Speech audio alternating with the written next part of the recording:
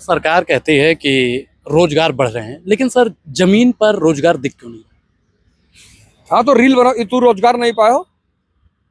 तू यार गजब आदमी हो, बताओ तू रोजगार पाए हो, रील बनावत हो। सरकार कह रही है रील बना के सरकार का प्रचार करो, ये रोजगार है। तू कौन रोजगार मानत हो? सरकार ने जो डाटा वाटा फ्री कराया है ये इसीलिए कराया है कि देखो पढ़ तो पाइन नहीं, ज्योग्राफी फिजिक्स बायोलॉजी इन्हें आवत नहीं है, लड़िए पहिए ना, तो कहीं रील बनाओ, ये रोजगार है। लेकिन सर सरकार ने तो कहा था कि 2 करोड़ रोजगार प्रतिवर्ष दिया जाएगा। तो अमित शाह जी ने एक इंटरव्यू में कहा नहीं था कि देखो भाई वो सब जुमला होता है? एक इंटरव्यू में कहा था, किसी ने कहा वो आपने 15 लाख देने को, देखो बोले वो तो चुनावी जुमला है, स्पष्ट कर दिया अमित शाह जी ने। अब दोबारा पूछे कौन जरूरत है? जब से वह स्पष्ट कर दी तब से हम बुद्ध बातें नहीं करी थे कि भाई अमित शाह जी ने बोल दिया कि वो सब चुनावी जुमला था, खत्म। सर 27 का चुनाव की बिगुल बहुत बंगाल के बाद में बजने वाली है। यूपी में क्या लगता है सर 27 में क्या कुछ बदलाव होने वाला है? देखो भाई, फिर एक शुभंकर पे हमने एक बार कह दिया था कि अखिलेश यादव आर जी हैं, लेकिन अखिलेश यादव एक बहुत अच्छे विकल्प हैं उत्तर प्रदेश में। पढ़े लिखे आदमी हैं और अच्छा विचार, मतलब उनसे मिलकर बात करने के बाद मुझे लगा है मतलब कि और राष्ट्र प्रजातंत्र में एक बात होनी चाहिए कि हर का 20 साल ना रखो, रोटेट कराओ। सर ऐसा तो नहीं भाजपा से चुनाव न लड़ने की आपकी तैयारी? नहीं, हम अगर जैसे 10 साल भाजपा सरकार बनी तो अब 5 साल अखिलेश जी का दे दो, फिर 5 साल बसपा दे दियो, फिर 5 ऐसे रोटेट करो, तो हर आदमी के अंदर कुछ अच्छा करने की भावना पैदा हो जाएगी। भारत के वोटर अब वोटर नहीं रहे, भक्त हो गए हैं, और भक्तों का हमेशा शोषण होता है। सर लास्ट में आज युवाओं को क्या संदेश देना चाहेंगे? देखो भाई, बहुत चुनौती का दौर चल रहा है, बहुत चुनौती का दौर चल रहा है, और सिर्फ एक बात कहेंगे, इस चुनौती के दौर में वही जीतेगा जो अपने मन और अपने शरीर को ताकतवर बना लेगा। डैनी के पता नहीं कौन मूवी, हमें नाम नहीं याद है, तो कहा लोग शराब ऑफर कर रहे थे, तो कहा था हमारे धंधे में मन और शरीर का ताकतवर रहना बहुत जरूरी है, इसलिए मैं एक गिलास ठंडे दूध के साथ शहद पीऊंगा। तो अगर आने वाले समय में सर्वाइव, क्योंकि देखो घर में चुनौती, बाहर चुनौती, व्यवसाय का अभाव, नौकरी का अभाव, बहुत सारी चुनौतियां हैं, और अगर आप चाहते हैं कि आप सबसे बचे रहें तो आप ध्यान और योग के रास्ते पर आइए, यही आपके जीवन को बचाएगा। सर गोंडा में गोंडा रसोई है जिसके संस्थापक पीयूष पांडे जी हैं।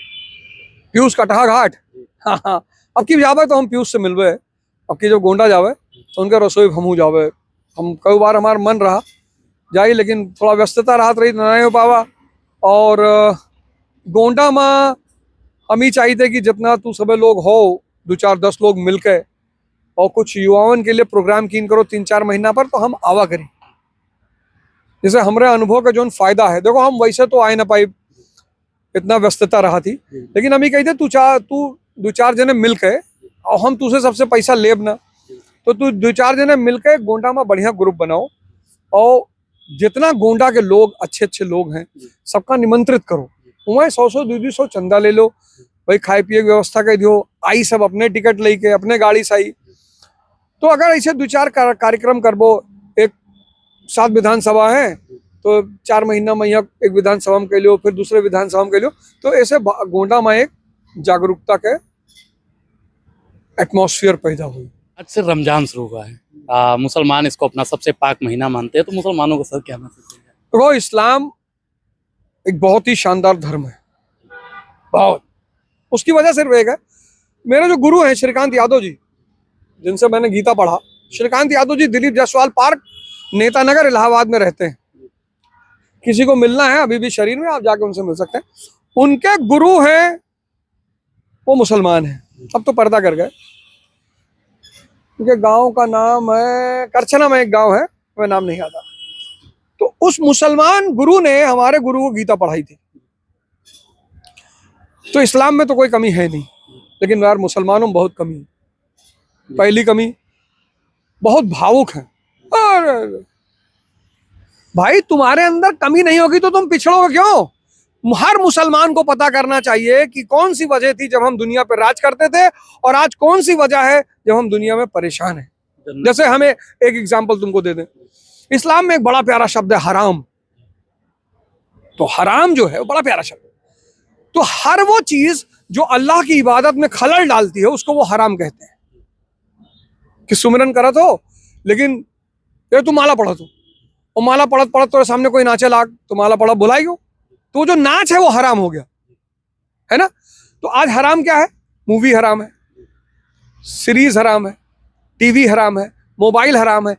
ये सब मौलाना में नहीं बतावत है।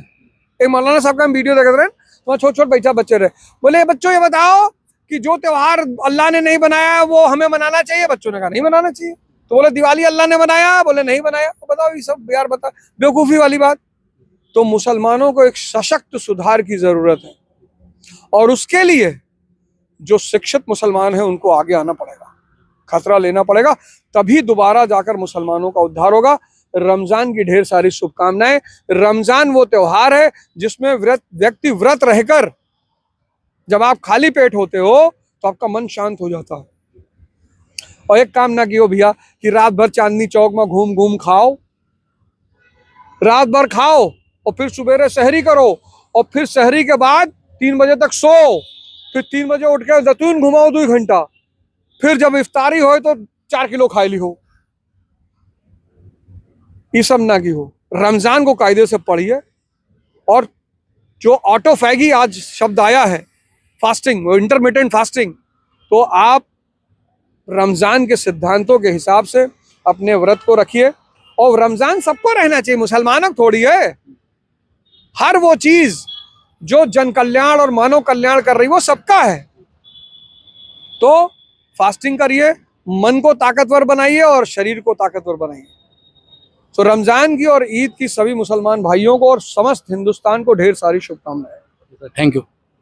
बहुत बहुत धन्यवाद ओझा जी, फिर मुलाकात होगी।